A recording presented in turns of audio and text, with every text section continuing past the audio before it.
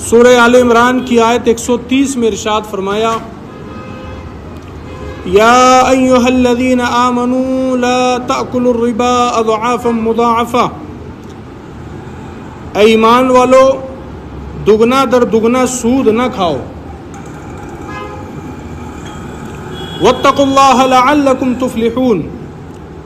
اور اللہ سے ڈرو اس امید پر کہ تمہیں کامیابی مل جائے۔ اس سے پہلے ہم جنگ احد کے تعلق سے اور جنگ بدر کے تعلق سے سماعت کر رہے تھے۔ اللہ تبارک و تعالیٰ نے اس میں مسلمانوں کو ترغیب دلانے کے لیے فرمایا کہ ایمان والو دگنا در دگنا سود نہ کھاؤ، یعنی کہ پہلے کے زمانے میں ایسا ہوتا تھا کہ پہلے جب انسان کسی کو سود پر پیسہ دیتا اور جب کوئی بندہ وقت پر سود ادا نہیں کر پاتا تو اس سود کی رقم کو اصل رقم کے ساتھ ملا دیا جاتا اور آنے والے مہینے میں اس سود کا دگنا سود لیا جاتا، یعنی کہ اگر اس مہینے کسی کو 1000 روپے سود کے دینے ہیں اور اگر وہ نہیں دے پایا تو آئندہ مہینے اس کو 2000 روپے وہاں سے ہر مہینے سود ادا کرنا پڑتا تھا، یعنی کہ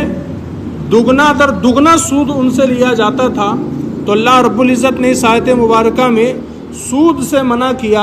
اور یہ بھی فرمایا کہ اے ایمان والو سود کو دگنا در دگنا مت لو، اس لیے کہ یہ تو قطعی طور پر حرام ہے سود۔ تو فرمایا دگنا در دگنا سود نہ کھاؤ، اور کہا کہ واتقوا اللہ لعلکم تفلحون، اور اللہ سے ڈرو اس امید پر کہ تمہیں کامیابی مل جائے، یعنی کہ سود کے کاروبار سے بچنا، سود نہ کھانا بھی اور نہ کسی کو دینا، ان تمام چیزوں سے انسان بچے گا تو وہ کامیاب ہو جائے گا۔ اللہ قرآن میں فرما رہا ہے کہ تم سود سے بچو، تم انٹرسٹ کے کاروبار سے بچو، سودی لین دین سے بچو۔ اللہ فرما رہا ہے لعلکم تفلحون، اگر تم اس سے بچے اللہ سے ڈر کر تو اللہ تمہیں کامیابی عطا فرما دے۔ تو انسان پیسوں میں کامیابی انسان کو نہیں ملے گی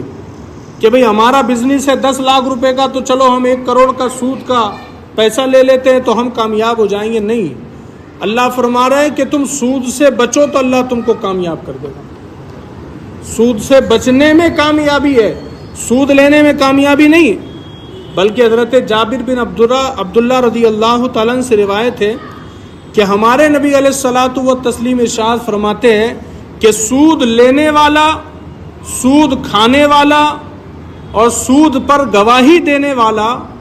اور سود کے معاملات کو لکھنے والا، ہمارے نبی فرماتے کہ اللہ ان 4 لوگوں پر لعنت فرماتا ہے۔ اب آپ سوچئے، نبی فرما رہے کہ جس نے سود لیا یا جس نے سود کھایا یا جس نے سود پر گواہی دی یا سود کے معاملات جس نے لکھے، ان تمام لوگوں پر اللہ تبارک و تعالیٰ کی لعنت ہے۔ تو آپ سوچئے اب اگر کسی بندے پر اللہ کی لعنت ہو جائے تو پھر اس کے پاس رحمت کہاں سے آئیں گی، اللہ کی برکت کہاں سے آئیں گی؟ جہاں پر لعنت ہوں گی وہاں اللہ کی رحمت اور برکت نہیں ہوگی۔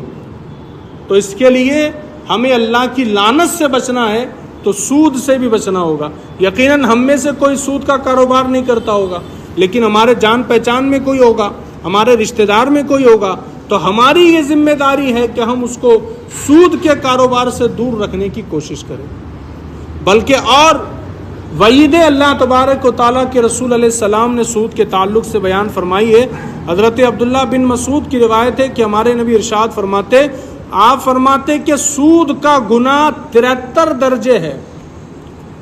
یعنی کہ گناہ کے اندر بھی درجے ہے، الگ الگ عذاب ہے کسی گناہ کے۔ تو فرمایا کہ ہمارے نبی فرماتے کہ سود کے 73 گنا درجے ہے، اور نبی فرماتے اس کا سب سے کم درجے والا اس کا معاملہ یہ ہے کہ کسی بندے نے اگر سود کا کاروبار کیا تو گویا اس نے اپنی ماں کے ساتھ زنا کیا۔ حضور فرماتے کہ سب سے چھوٹا یہ ہے، سود کے گناہ کے درجے میں سب سے چھوٹا درجہ یہ ہے کہ گویا کسی نے سود لیا تو مطلب اس نے ماں کے ساتھ زنا کیا۔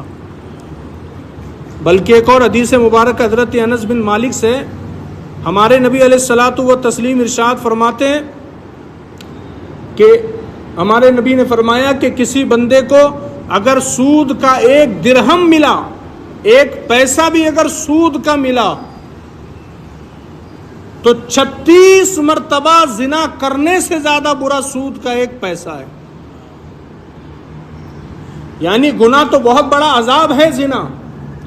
زنا کا تو بہت بڑا عذاب ہے، لیکن حضور فرماتے ہیں کہ 36 مرتبہ زنا کرنا اتنا برا نہیں ہے جتنا برا سود کا 1 درہم کھانا ہے۔ یقیناً زنا بھی بہت بڑا گناہ ہے، کبیرہ گناہ ہے، اور اس کی سزا بھی اسلام میں ہے،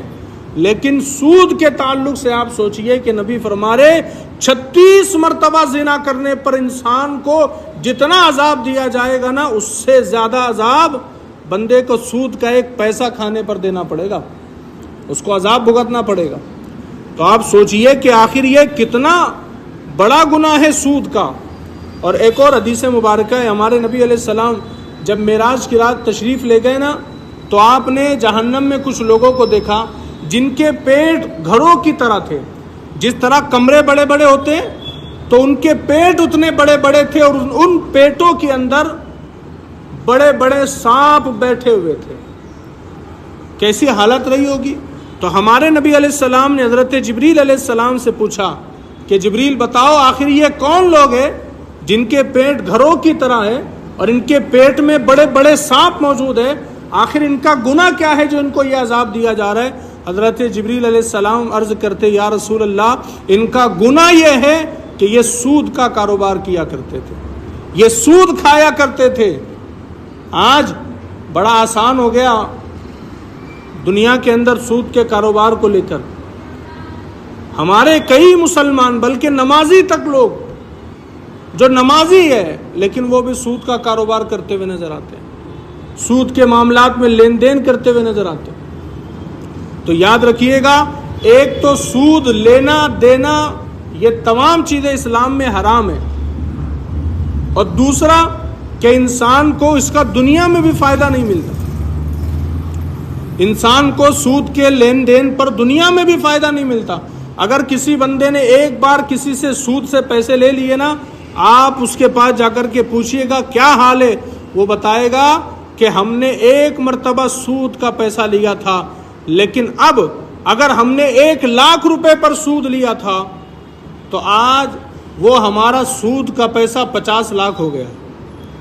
یعنی کہ 1 لاکھ قرض لیا تھا سود پر، آج 50 لاکھ روپے اس کو بھرنے پڑ رہے۔ تو نہ آخرت ہماری اس میں بننے والی ہے نہ دنیا بننے والی ہے۔ اس کے لیے ضروری ہے کہ ہم سود کے کاروبار سے اپنے آپ کو بھی بچائیں اور اپنے دوست احباب کو بھی بچائیں۔